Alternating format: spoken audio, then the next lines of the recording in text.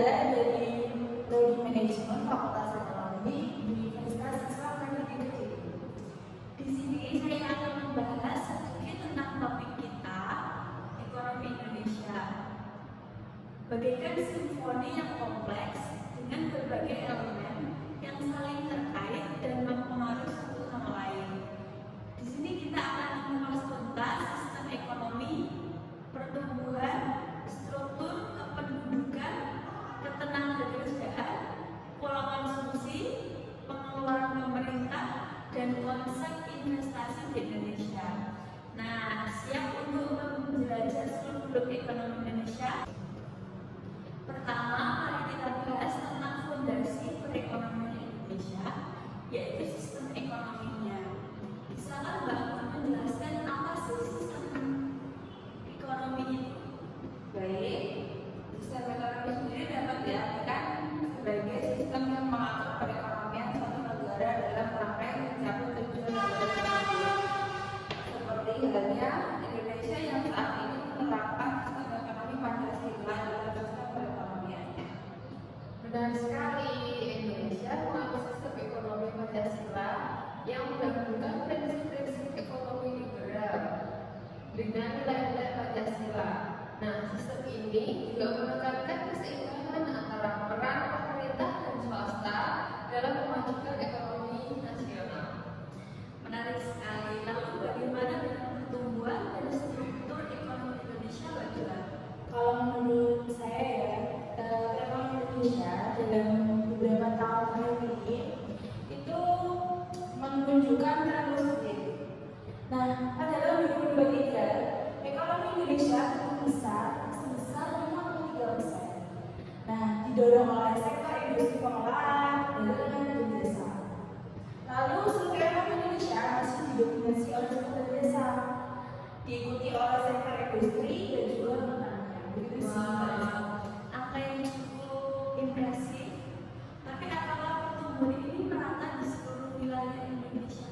Belum rata sih Mbak Lisa, karena masih terdapat kesenjangan ekonomi yang cukup menjadi perhatian pemerintah saat ini.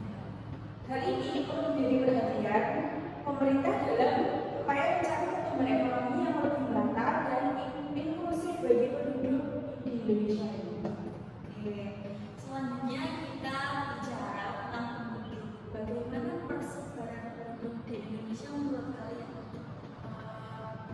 Menurut saya, kependudukan Indonesia masih mengalami beberapa masalah demografis seperti overpopulation, tingginya tingkat pertumbuhan, persebaran penduduk yang tidak merata. Selain itu, terdapat beberapa non-demografis, tingkat kesehatan yang rendah, pendidikan yang rendah, dan banyaknya jumlah penduduk yang miskin.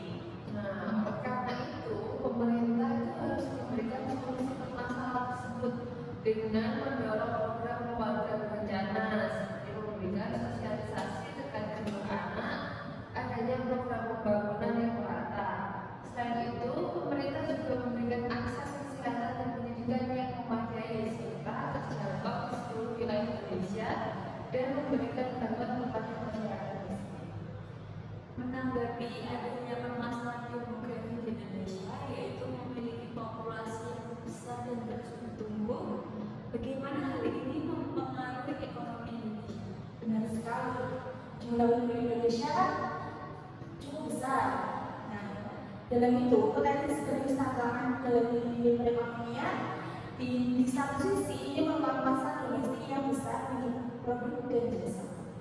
Nah, di sisi lain dibutuhkan juga lapangan pekerjaan yang cukup dapat untuk menampung angkatan kerja yang terus bertambah setiap tahunnya. Nah, hal ini dapat mempengaruhi perekonomian di Indonesia kita. Pertumbuhan ekonomi yang impresif di Indonesia itu memang luar biasa ya. Tapi sayangnya belum merata di seluruh wilayah. Salah satu masalah yang muncul adalah lapangan pekerjaan yang kurang. Nah, bagaimana dengan konsep ketenagakerjaan di Indonesia?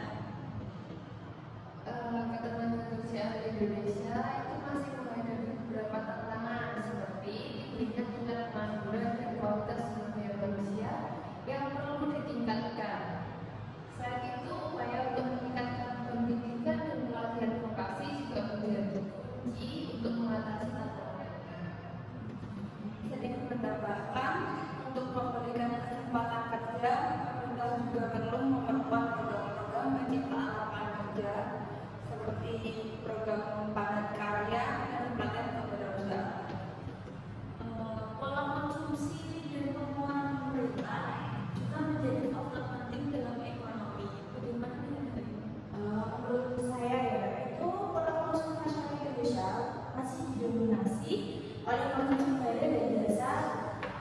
Indonesia.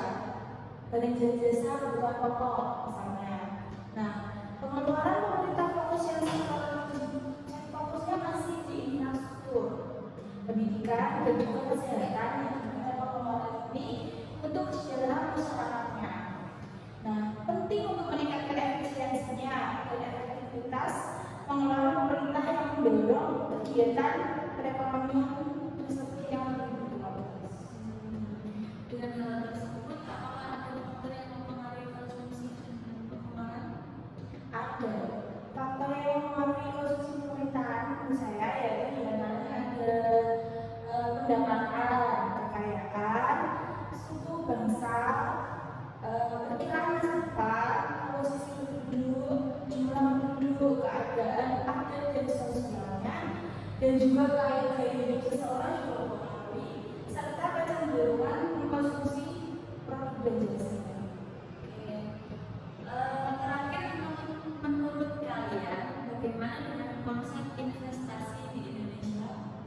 Kalau menurut saya, iklim investasi di Indonesia terus membaik, ditandai dengan kemudahan perizinan dan insentif yang menarik bagi investor. Namun masih ada beberapa tantangan yang perlu dibenahi, yaitu membuat investor asing yang telah tertarik berinvestasi di Indonesia seperti infrastruktur dan birokrasi yang masih berkurang.